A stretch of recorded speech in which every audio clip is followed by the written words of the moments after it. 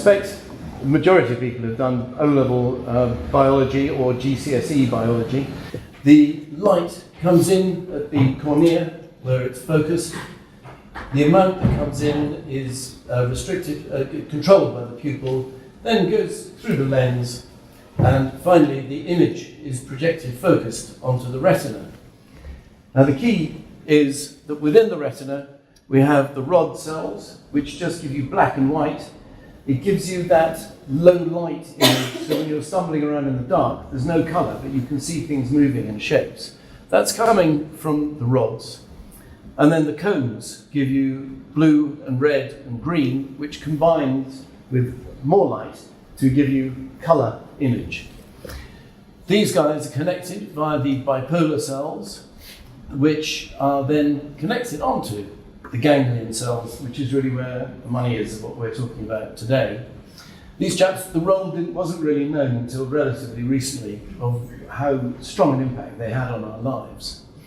The information they feed, all of it comes together and goes through the optic nerve and off to various bits of the brain, the pineal gland, to control the melatonin, to the limbic system, where serotonin is there to help to control mood. So all the information goes through and then is distributed to the bits of the brain that want to know the different things. So these ones are non-image generating cells. Okay, so the circadian photoreceptors, those ganglion cells, non-image formers, they have a rather more complicated name, but we won't start going through that now. So when there is light of high frequency and intensity, so short wavelength, this sends a signal to the brain to promote alertness, and the lack of stimulus will then generate sleep. So here we are, let's start you at 6 o'clock in the morning. There's your melatonin starting to drop off. The cortisol is going up, which promotes alertness. I'm going to run through the circadian cycle in a moment. So the melatonin is suppressed through the day, and as it starts to get dark, your melatonin goes up, the cortisol is drifting off, and it's time to go to the back of the cave and go to sleep.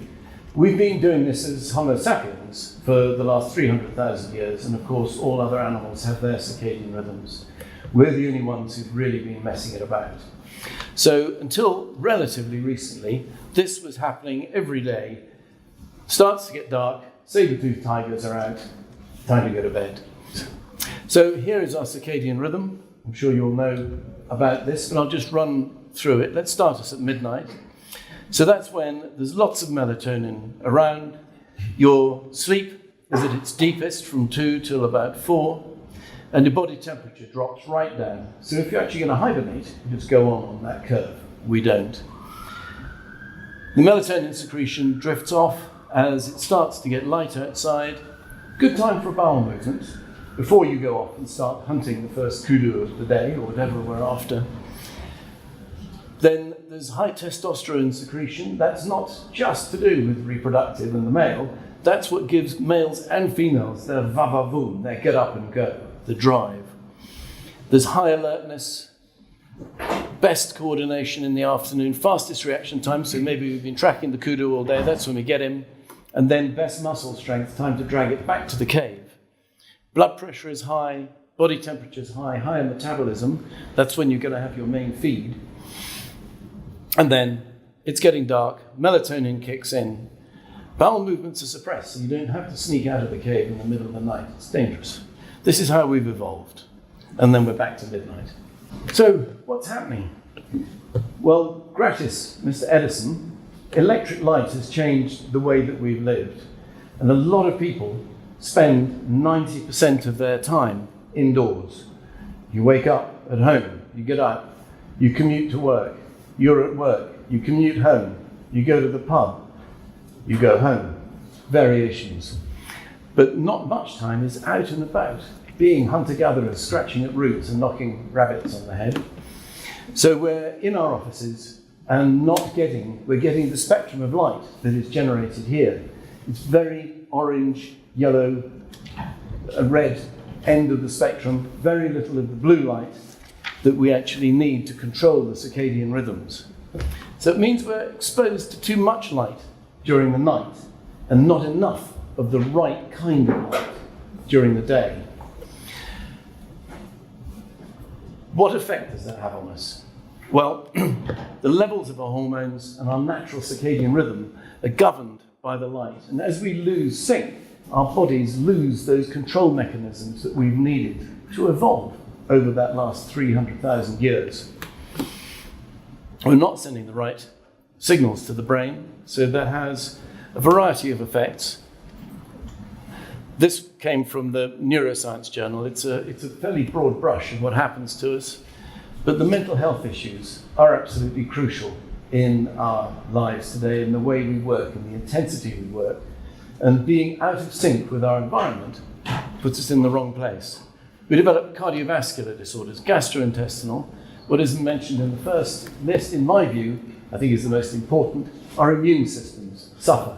And it's our immune systems that are going around every day spotting cancer cells and saying, you're a wrong one, you're a wrong one. And if the immune system isn't working, cancer has more of a chance of getting a foothold and going up. And there's been some interesting research recently. So in the reproductive area, cardiovascular disorders, mental health, stress, anxiety, depression, neuroticism, our lives are full of it. The newspapers are full of it. People are losing their jobs. Circadian rhythm disturbance, hormonal production, so that's the key. Brain effects, loss of sleep. Sleep is a big problem with people. REM sleep. REM is when you really get your deep restorative sleep. That's when the growth hormone is produced. That's when we restore our bodies. We lose our REM sleep. And that fits in with the gastrointestinal disorders. And I've mentioned the cancer. So, as you can see, I'm looking all pale and wan. Actually, not strictly true, because I've been getting some sunshine on the back of my retina in the south of France. It was very nice.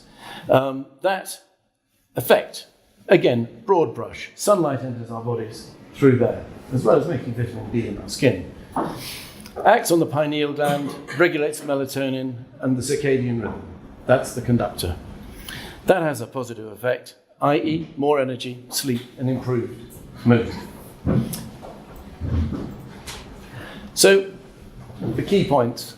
Light enters our body beyond vision. It's coming into those ganglion cells that are passing information to our brain but not producing images.